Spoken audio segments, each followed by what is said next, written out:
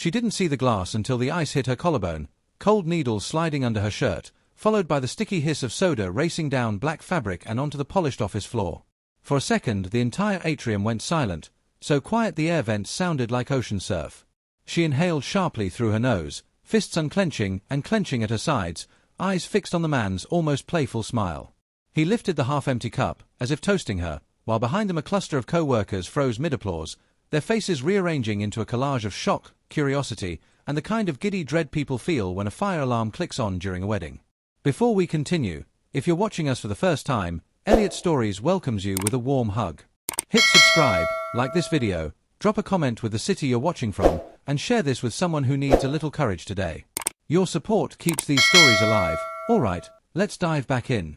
The soda smell bloomed, sweet, medicinal, impossible to ignore. She could taste the syrup in the air.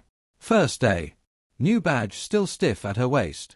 She had mapped out this morning like a mission: arrive early, greet reception, memorize names, remember where the elevators split into sky and river views, and here she was, drenched, heartbeat loud enough to rattle her ribs. The man tilted his head, blonde hair shellacked into a perfect wave, suit black as a courtroom night. Careful, he said, soft enough that only she and the floor heard him. A tiny gleam at the corner of his mouth looked like triumph. Someone gasped. Someone else laughed, quick and guilty. A woman in the back clapped once, thinking, perhaps, this was a prank for a birthday, then swallowed her hands. The new hire, let's call her Ada for now, didn't move. She kept her spine straight, letting the soda thread down her shirt in glossy lines. A brown splash shaped like a continent darkened her shoulder. She felt ridiculous and very, very awake. Accident? Ada asked, finally, her voice low and even. Walked into my drink, he said. It happens when people rush. She had not moved an inch before the drink left his hand. The room knew it. His smile knew it. But his tone carried the easy authority of someone who always got the last word, the final berth in the parking garage, the biggest slice of cake at any company party. He shifted his weight and placed the plastic cup on a passing intern's tablet as if it were a coaster. Ada's eyes flicked around.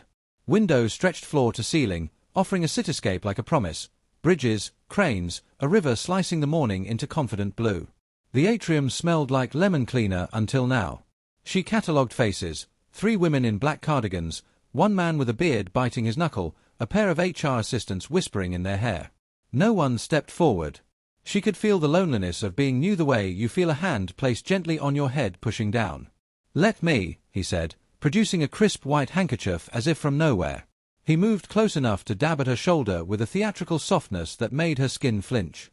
Up close she could smell his cologne: cedar, citrus, sharp edges.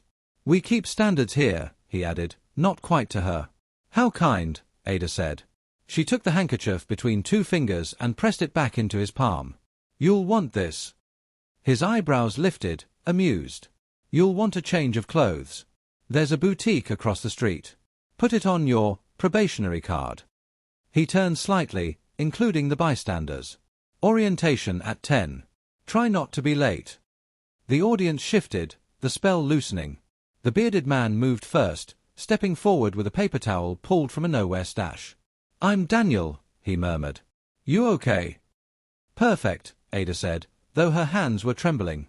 She accepted the towel, pressed it once against her sleeve, and tucked it away like evidence. Where's the restroom? Daniel pointed down a glass hall. She walked the long corridor, feeling eyes stick to her back like rain. Each step squeaked faintly, soda on leather. Inside the restroom she locked a stall and breathed. The mirror offered a version of her she didn't recognize, top clinging to her collarbones, hairline beaded with sweat, eyes too bright, jaw set tight. A laugh threatened to break out, high, desperate, but she swallowed it and counted tiles. Breathe in 4. Hold 4. Out 4. She thought of her grandmother's voice, steady as a metronome: control the room by controlling yourself. She had learned to make tea with shaking hands during storms because of that woman. She reached into her bag for a compact and a little microfiber cloth she'd packed for her glasses. With patience that felt like rebellion, she blotted, patted, smoothed. Her black top hid most of the stain. The smell would linger, but she could live with that. Outside, the office churned on. She could hear the faint thrum of desks waking up, the polite chime of calendar reminders, laughter that broke like small glass. When she stepped back into the hallway, Daniel leaned against the wall pretending to study a plant. You didn't walk into his drink, he said without hello. No, she said. His popular with management. Daniel's mouth twisted around the word. The kind of guy who runs on reputation. Name. Ethan Hale, Daniel said. Director of, well, of everything he wants. Don't be sorry, Ada said. Help me with 2 things instead. He waited. First, the orientation room, she said. Second, where the coffee is. Daniel smiled. Follow me. They walked past glass-walled conference rooms where people already argued with digital slides.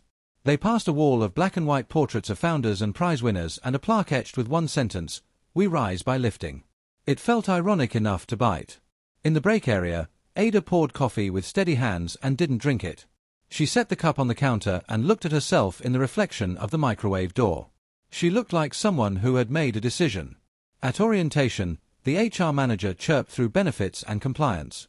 Ada sat second row, center, where the curious usually sit when they plan to ask questions. Ethan swept in late, laughing with a man in a slate tie. He didn't look at her, which was a kind of victory. Daniel slid her a notebook with the company map, already annotated with asterisks. During the section on culture, Ada raised her hand. She spoke about the plaque. About lifting. About what it should look like in rooms where power might be confused with grace. She didn't accuse. She didn't name. But every word landed on the glass like a fingertip tapping, tapping, tapping. Ethan's smile thinned by a molecule no human eye should measure, but Ada noticed. At the break, a whisper train began. The story of the spill transformed with every retelling. Ada drifted to the window and watched the river move like a lane of mercury. Her phone buzzed in her bag, one text. She read it and exhaled, slipping the phone away. In the afternoon, Ethan appeared at her desk with a folder. I want you to shadow this meeting, he said, smile restored. Happy to learn, Ada said. She took the folder without looking at it. Good, Ethan said. We like people who can keep their cool. So do I, Ada said. They stared at each other, a silence so dense it had mass. The second the door clicked shut behind the newcomer, the company's temperature changed. People stood who never stood, even the air vents seemed to inhale.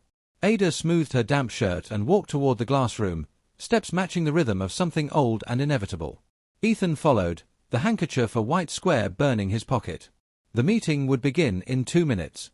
The conference room's view scooped up the river and skyline like silver salad tongs, everything within reach, nothing guaranteed.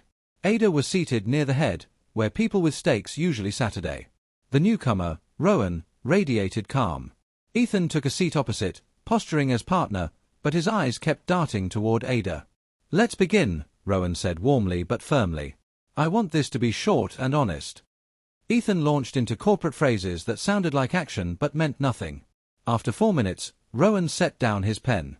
Before we climb mountains, I need to address the ground we're on. This morning, Rowan continued, an employee's first day did not start with welcome. I expect this building to be a place where people can do their best work. Not a theater where power performs at someone else's expense. It was a misunderstanding, Ethan said. I like misunderstandings that end in apologies, Rowan replied. Public, simple, unqualified. Will I hear one now? Ethan hesitated, then looked at Ada. Pride and calculation wrestled inside him. I won't perform contrition for a stumble. Rowan turned to Ada. Would you like to speak? Ada smiled faintly. Every company has 2 cultures, the one you print on the wall and the one you prove when no one's watching. People forgive mistakes, not cruelty. Then Rowan said it, the person you humiliated is not only an employee. She is my wife. The oxygen shifted.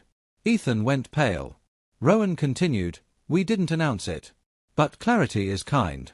And what happened needs clarity. Ethan, you will step down while we review complaints that should have been addressed long ago.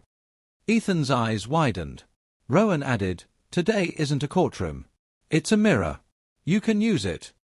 Ethan slowly stood, walked to Ada, and said, I am sorry. I dumped a drink on you. I tried to make you feel small. It was cruel. What can I do to make it right? Start by listening to the people afraid of you, Ada said. Then get out of their way. The meeting closed. Whispers followed Ada through the hall. Some avoided her, others offered small gestures, a mug, a note, a smile.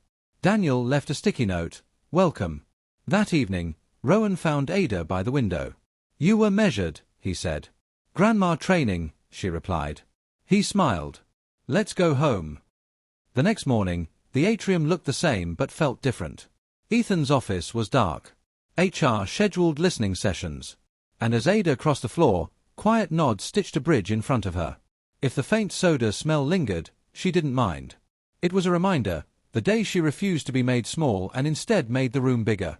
Moral lesson: real power isn't the loudest voice, it's the steady choice to treat people with dignity, even when no one's watching. Titles don't make character, moments do. Elliot Stories encouragement: you are stronger than the worst 5 minutes of your day.